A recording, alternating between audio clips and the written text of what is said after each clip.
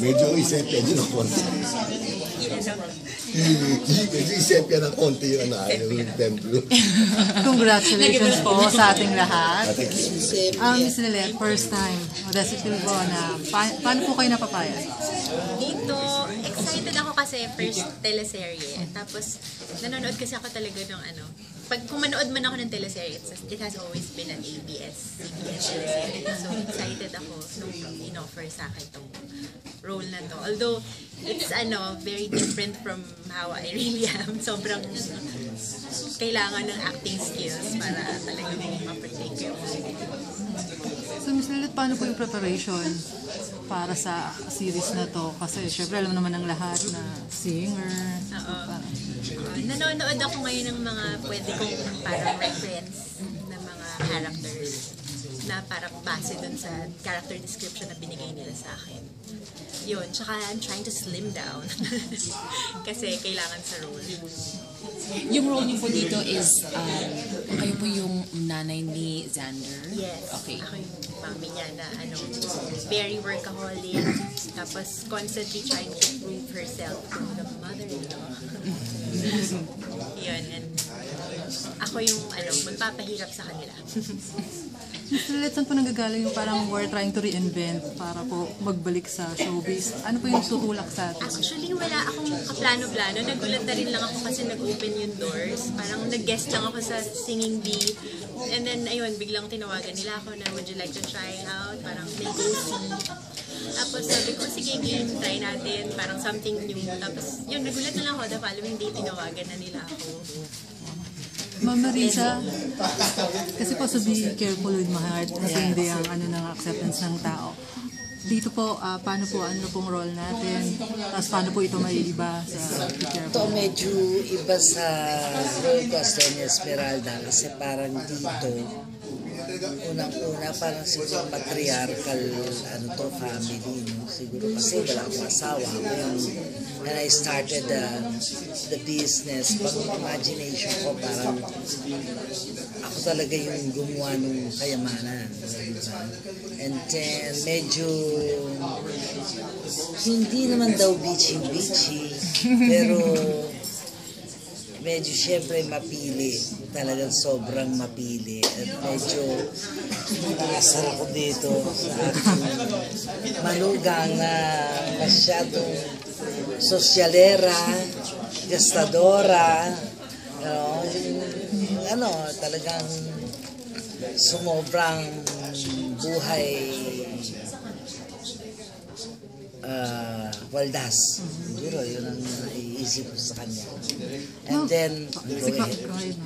And then, sige na, ikaw na. And then, ano nangyari, ma'am? Sorry. Well, yun, yung ko yung apo ko, si the third, pero ang son ko, maganda relationship namin. Si the third, medyo naalarma ako sa relationship niya with a farm girl, but eventually, baka may makita na akong mabusa. And what's that you're gonna ask me? Ma'am, di acknowledge po the fact na nagbukas po ng maraming pintuan yung series po na Be Careful. Tapos ngayon, meron yes, and I'm so grateful about that. Yes. And talagang yung people's recall, nila, pati bata nga, umaamin pa sa akin eh. Oo, kaya I'm grateful about Doña Esmeralda and siyempre management of Be Careful. Pero mas enjoy ba? Kasi sinabi mo nga parang hindi naman sobrang bitchy-bitchy pero parang medyo enjoy din sometimes to play the bitchy. Yes. The spicy role. Yes, yes. Are you looking forward to medyo a different naman? Yes, take? I am. As soon as I got the text, parang wow. Okay, thank God. Yay! Meron na naman! May challenge na naman. Sige po. Okay, thank you. Thank you very much. Connect na natin. Realistic lang. We're talking about your voice. Yeah. Sabi ko maganda yung Voice mo. Oo, yung Oh, tone. thank you. Lalo na pag kumanta. Walang tono. Joke. Nakinig si Mama Risa nga eh. Feeling ko ganyan ang boss. Okay, guys. Okay. Mga characters po natin, sir. Alex. Oh, sige. Ako yung father ni Enrique. Mayaman. Dinidisiplina ko siya pero for some reason ayaw niyang makinig sa akin. So, nagkaroon ng ibang paraan kung paano siya madisiplina, ayun ay tungkol sa pag-ibig. Na pumayag ako na doon ako nakapag-deal kay Liza. Ayun. Okay, Sir Joe. Ako naman yung single father ako na very loving to the daughter, kay Lisa. Na yung iniwanan ako ng asawa ko na for some reasons na hindi ko matanggap. So lahat ng pagmamahal ko binigay ko na sa anak ko.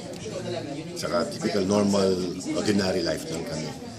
Who lives in a dream na to bond the family with concrete foundations. Parang that typical simple character. Pero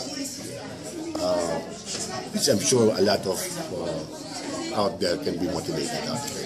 Manong Joey, moral movies po yung ginagawa niyo. Pero Oo nga matagal na kayong sa series nagpahinga. So ano po yung nagpapayag sa atin ngayon, sir? Unang-una, sabi ko, is something I really want to experience. Number one, makatrabaho ko yung mga bagong bata, di ba? So, akala nila kasi pag tagal na kami sa movie, so sa ganitong, okay na, magaling na, hindi. Matututo kami sa kanila without them knowing it. So, mas matututo kami sa kanila kaysa matututo sila sa amin.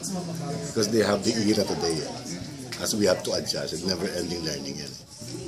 Number two, yung environment na supposed to be the location. It motivates the character itself to come up with a realistic acting. No, not acting, realization.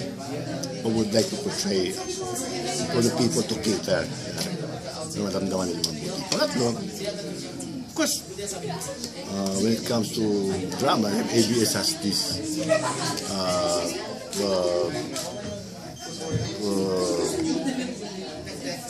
typecast is one of the best teleseries creators. Kaya we would like to be a part of it. Sir Soren, same question po. Paano kayo napapasaya? Medyo pihigan ako pagdating sa mga roles.